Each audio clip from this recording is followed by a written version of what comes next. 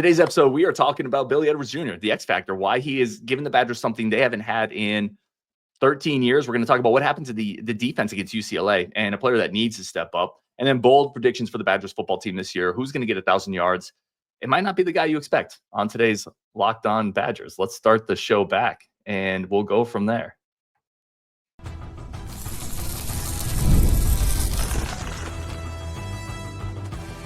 You are Locked On Badgers, your daily podcast on the Wisconsin Badgers. Part of the Locked On Podcast Network, your team every day. What is going on, Badger fans? Welcome to Locked On Badgers, your team every single day. I'm your host, Ryan Harris, part of the Locked On Podcast Network. Today's episode brought to you by Game Time. Right now, snag those tickets without the stress. Use code Locked On College for $20 off your first purchase. Today's episode, we have a lot to get into. Really do appreciate everybody tuning in. Late night shows end up being live shows. New thing we're doing on the channel. So you might see Chris Borland behind me. We are unofficially doing a Badger of the Day. Chris Borland is the unofficial Badger of the Day. One of my absolute favorites. I might do a whole show on him at some point. All right, let's talk the first segment. Let's get back into it. Billy Edwards Jr. I appreciate everybody being here, by the way. If you guys are just joining or if you're going to watch this late, I did the entire first segment on mute. I crushed it, by the way.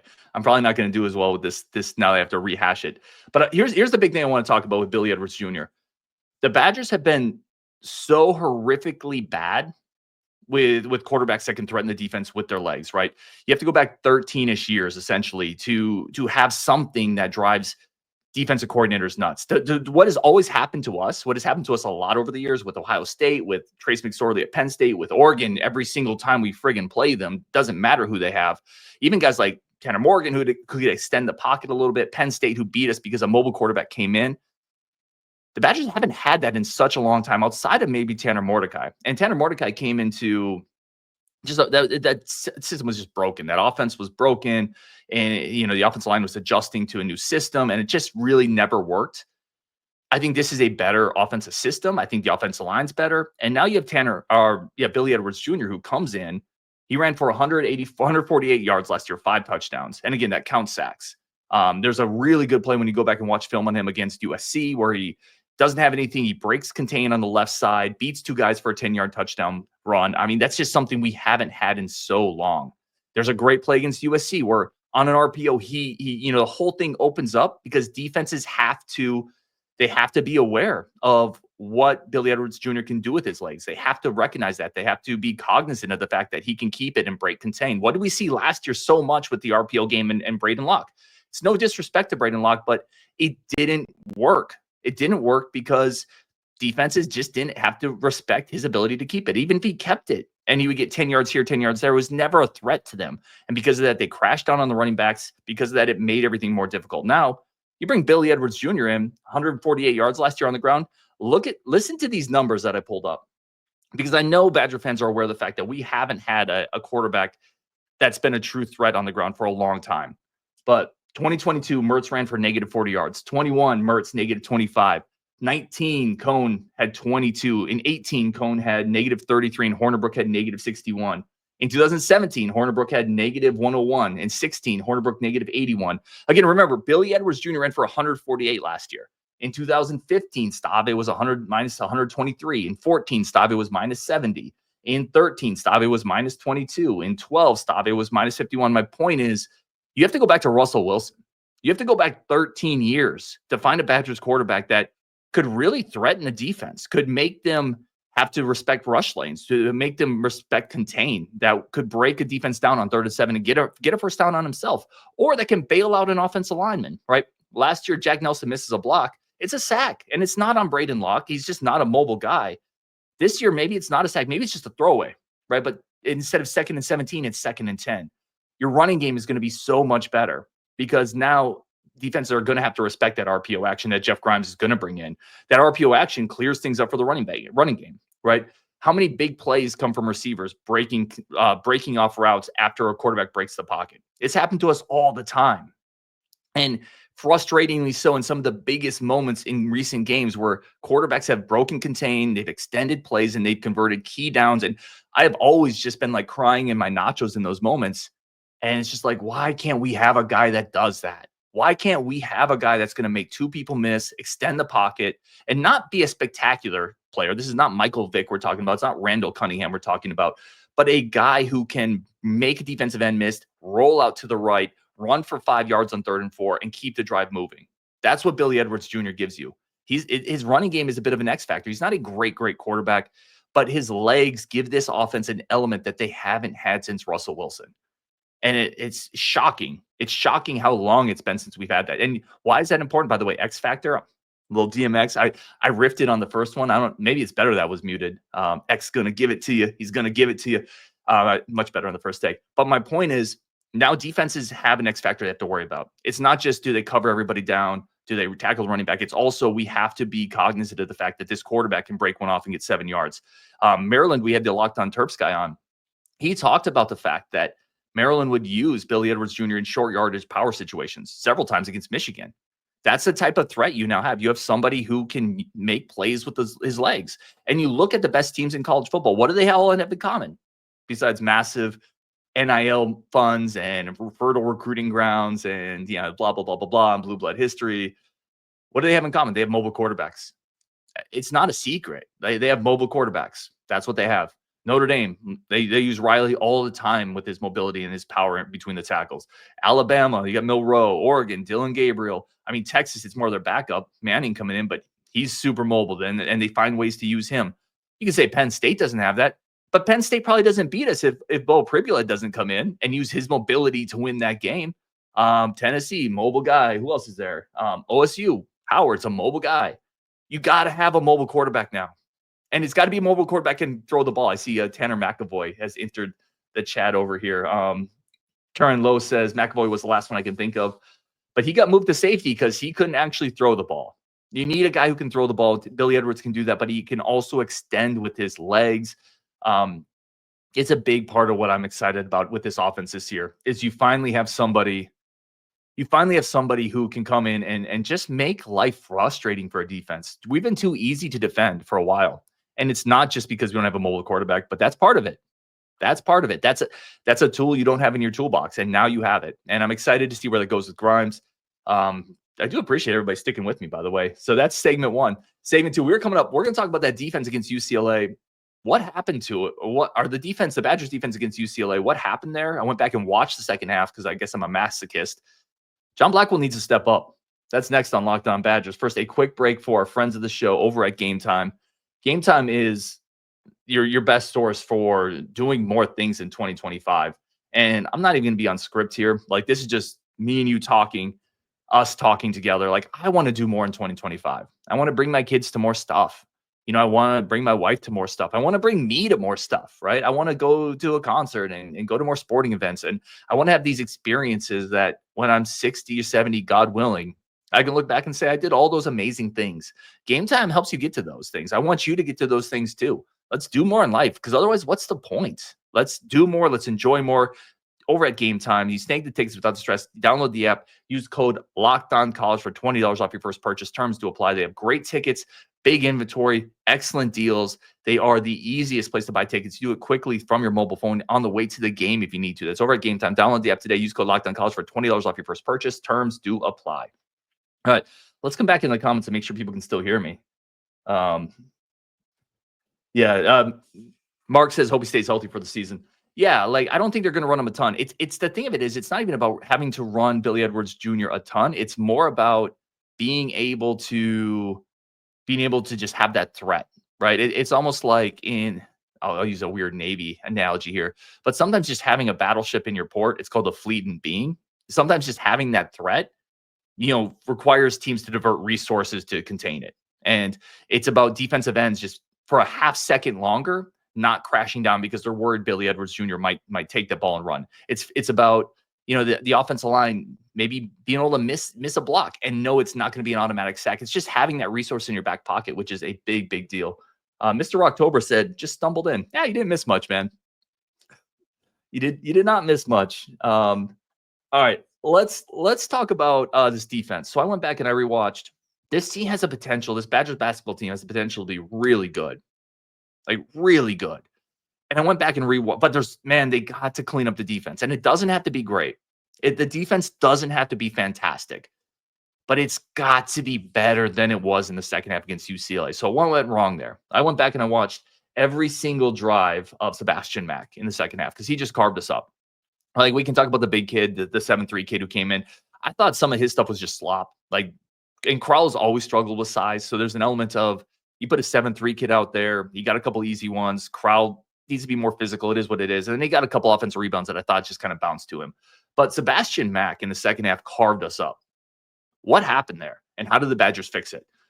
So I counted 11 drives that he had in the second half. Here we go. Let's go through it. Just really quickly. The first drive, top of the key, he was being guarded by Klesmit. Took his right hand, 6-foot bully ball. Now, on a couple of these first drives, the off-ball defense needs to get better. So first drive, he drives on Klesmit. Tanjay never digs in. And Tanjay is there in a position where he can provide some help. He can at least dig in. That weak side help, that off-ball help has to be better. And there's several moments in this game where you see a drive from a UCLA guard, a perimeter player. And I'm going to get into the on-ball defense in a second because that's the bigger issue. The on-ball defense is the bigger issue in my opinion. But you have to be able to have some help defense as well. I thought there were a couple moments, particularly John Tanjay. I love John Tanjay. I love John Blackwell. I'm going to be a little hard on him in this segment because we're going to tell the truth, and the film doesn't lie. I love those guys. But I'm also not going to BS people.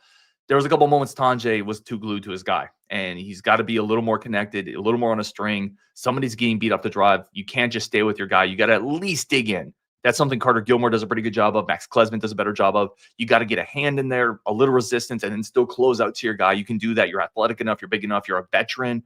Moments where I thought the help defense on the Badgers in the second half, especially on Sebastian Mack, they hung him out to dry a little bit. Second drive, Klesmit left wing. Again, we're going to get into a theme here. Matt goes right hand. So out of these 11 drives, we're going to talk about it. He goes to the right hand 10 times. And that's what the scouting report should have said. That's what his synergy report says. The Badgers never seem to adjust. And going back and rewatching it and really isolating all these drives, you got to be smarter on the court. And the coaching staff has to be screaming it at him. Right hand, play the right hand, play the right hand. He never wants to go left. Out of these 11 drives, he took it to the left one time. And on that left-hand drive, he finished with his right. That's just bad defense. Again, I'm being critical because I think this team has a really high ceiling. And this is something that you can fix. This isn't an issue where you just don't have anybody that can compete on the perimeter. You can compete better if a guy's only driving right hand. You take away the right hand. You make it harder. You make him go left. And if he still wants to go right, okay, but you overplay it. You make it more difficult. The Badgers never did that against Mack, and I don't know why. That was a bit of a failing from the coaching staff and a bit of a failing from the players, in my opinion. Third drive off the switch.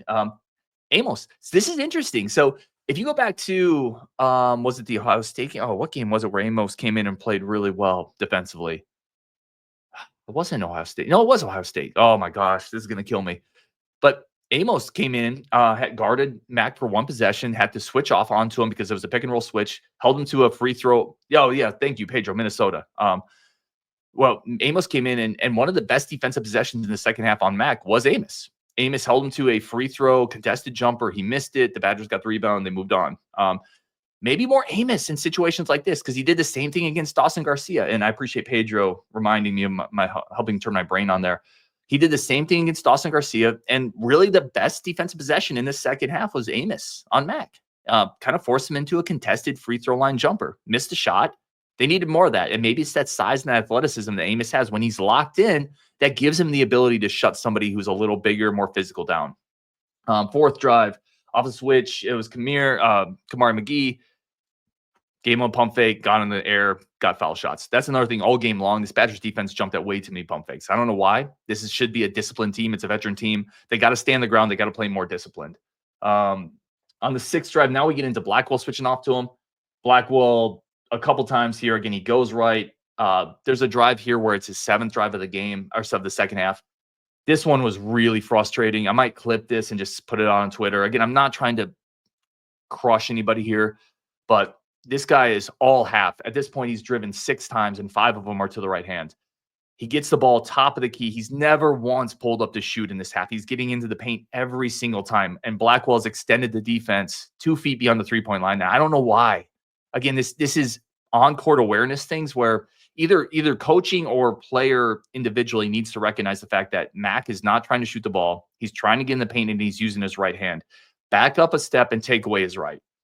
Instead, Blackwell does neither. He kind of crowds him. He's flat-footed. He doesn't take away his right. Mac just rips it through, straight line drive to the paint, gets a foul right at the rim.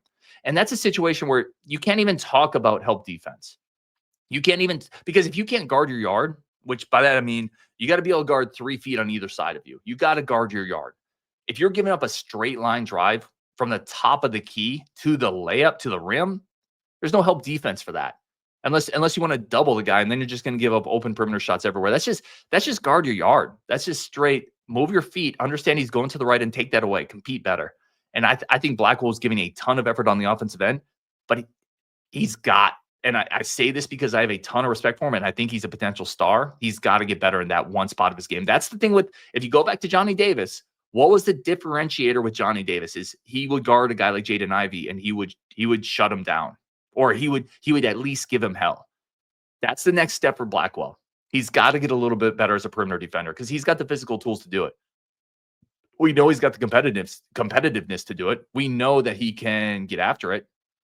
That's the next step for him. He's got to get a little bit better in that aspect of it. And then a couple more drives at the end. We're not going to get into every one of them again, but again, it's 8th drive, right hand into the paint.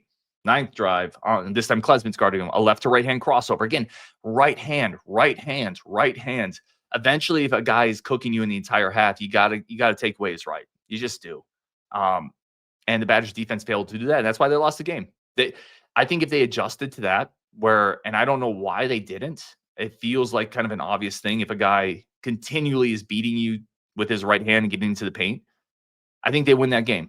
And they just did not do it. So a couple big things here. Again, the defense can be better because watching on film, it's not so much a physical skill set thing. It's a adjustment thing. It's a little bit of better help defense from guys like Tonje, being able to dig in a little bit more. And then it's just being able to guard your yard a little bit. It's being able to slap the 4, 3 feet on either side. I'm going to make you take an extra couple dribbles. You're not going to straight line drive me. And Blackwell is more than good enough to do that.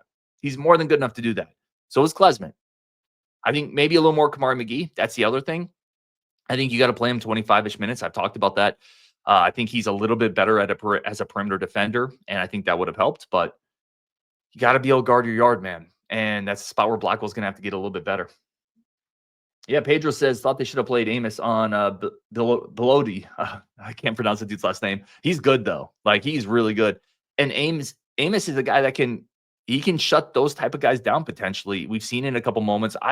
He played 6 minutes against UCLA, and I know there were a few offensive issues.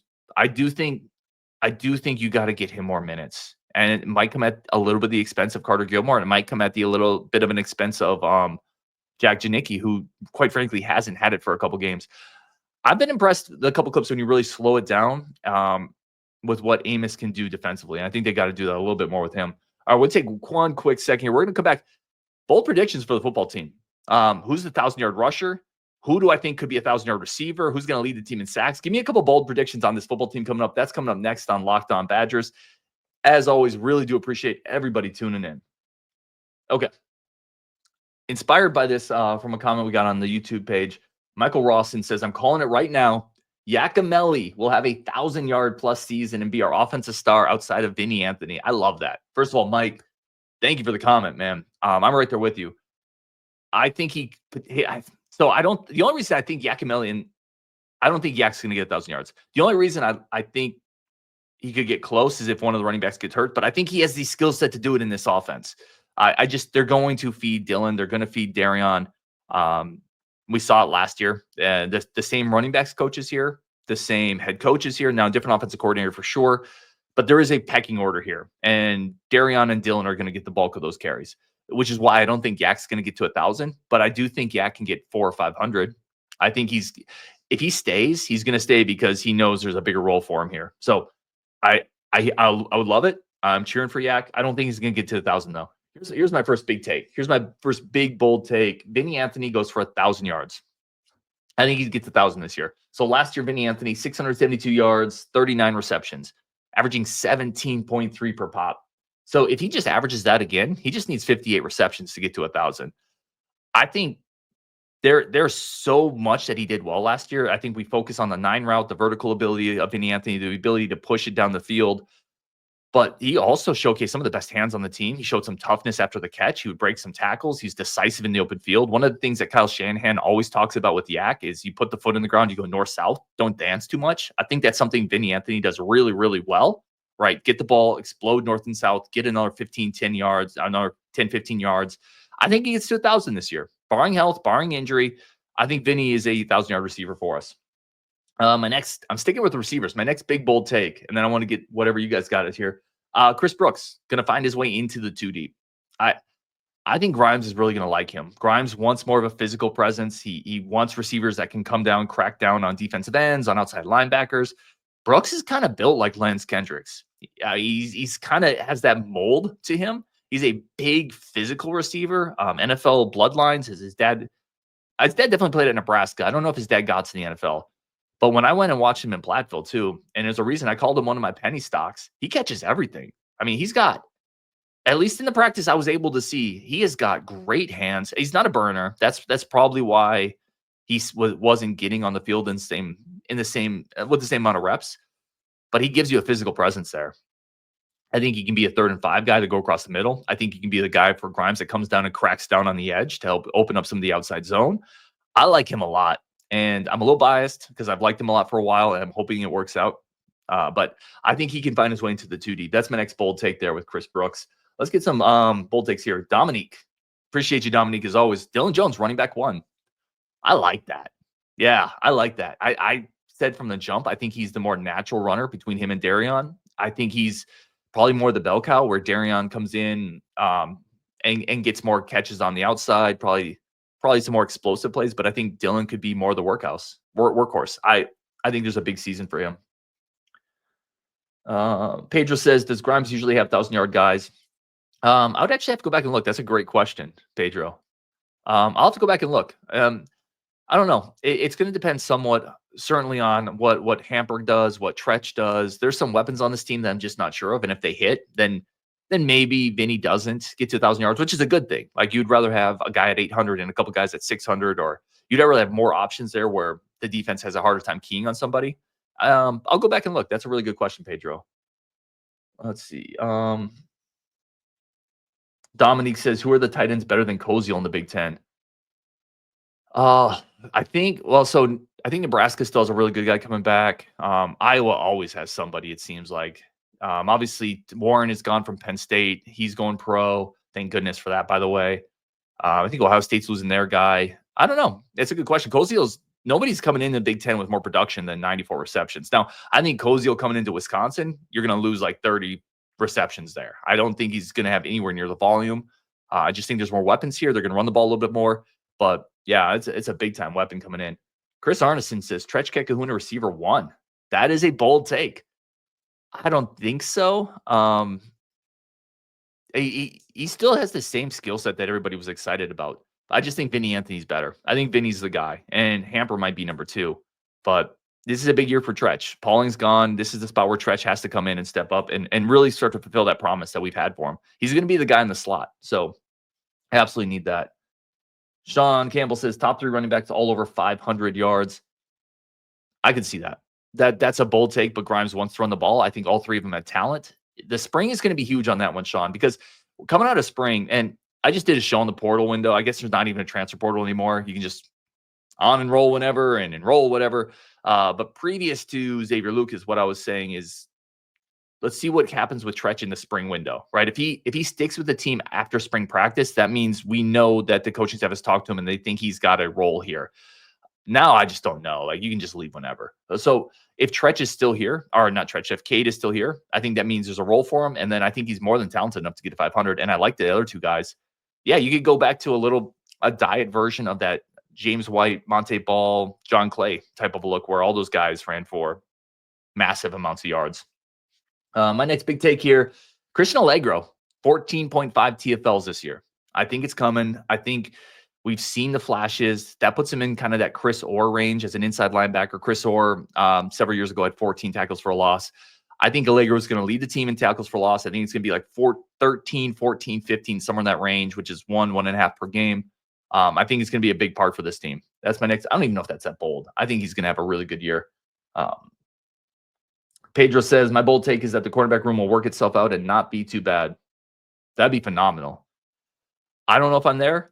That would be phenomenal because I think the front seven is going to be better. So if the cornerbacks can be solid, I think the safeties could be okay. You still have Zachman, Brown.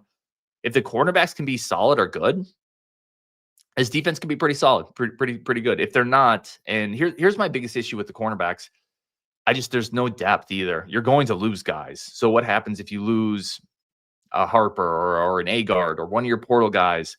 There's just no established depth now. Whereas last year you could lose a guy or two and you would have people you could turn to that were at least veterans, at least that experience. People get hurt in college football. We know this.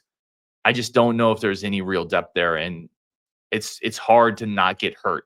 It's hard not to not lose anybody at a spot for the course of a year. Getting Rico back was huge, obviously. But I would love it. I would absolutely love it, man, Pedro. If that cornerback room is good, I'll remember this comment, and that's a really good one. Dominique says Clayton is the best freshman. Best freshman for this year or best freshman in that entire class? Like, is he the guy that's going to make the impact this year? Or maybe both? Maybe the answer to that's both, right? Dominique, maybe the answer is he has the biggest impact in 2025, and he's the best overall in that group. I can see that. Pedro also says, don't know if you mentioned it earlier, but Jamal Howard coming back is nice. Could leave in spring, but nice nonetheless. Yeah, like, here's the thing with Howard, and I've said this repeatedly, and at some point I'll stop beating the dead horse on it, but we give up on players too quickly because of the NIL transfer portal era. This is a guy that 10 years ago, nobody would be surprised that he hadn't played yet, and we'd still be salivating over the potential of a big interior defensive lineman that had Miami offers, and it was a big bidding war for him, big recruitment for him. He's one of the only guys on this roster that can play legitimately. If it comes together for him, could be a zero tech, could line up over the center, could control both gaps on the side, could hold up to a double team, could anchor, could open up lanes for the linebackers. There's still a lot of potential there, but he's got to turn on the jets. He's got to understand the pressure is now on. Now you got to go. Like, I don't know if he came in and just said, I'm going to rely on my physical skill set. Now he's got to go. He's got to really push. And if he does, like, that could be a big piece. It could be, or it just could be a depth piece, which is also valuable. So I will take every defensive lineman we can get. I'm glad he's back. I'm not going to have super high hopes for him this year because he hasn't been able to crack the rotation, but who knows? If he turns it on, he's got the body type that's unique on this team. So definitely all about getting him back. All right, let's wrap it there. Guys, thanks for sticking with me. A couple more. I didn't see this one. Turin Lowe says, Ashcraft leading the team in touchdowns, poaching the goal line. That is bold. That is definitely bold. I almost think Steck is going to take a lot of Ashcraft's reps this year. And it's not because I dislike Ashcraft. I just think Steck is like a little bit bigger, more athletic version of what Ashcraft is. And I kind of wonder if this is the year we see Steck start to separate as that inline tight end, whereas a guy like we have a couple other guys that could be more of a split out, like Jackson McGowan. Maybe he's more of that split out tight end this year, or Koziel, obviously. So I think Steck is going to eat into Ashcraft's minutes. But listen, I'm going to remember this comment, Turin. And if Ashcraft ends up leading the team in touchdowns, I'm going to buy you an autographed helmet because that would be a hell of a take. All right, we're going to wrap it there on Wisconsin. Thank you all for tuning or staying with me despite a brutal first segment. Yeah, that's embarrassing.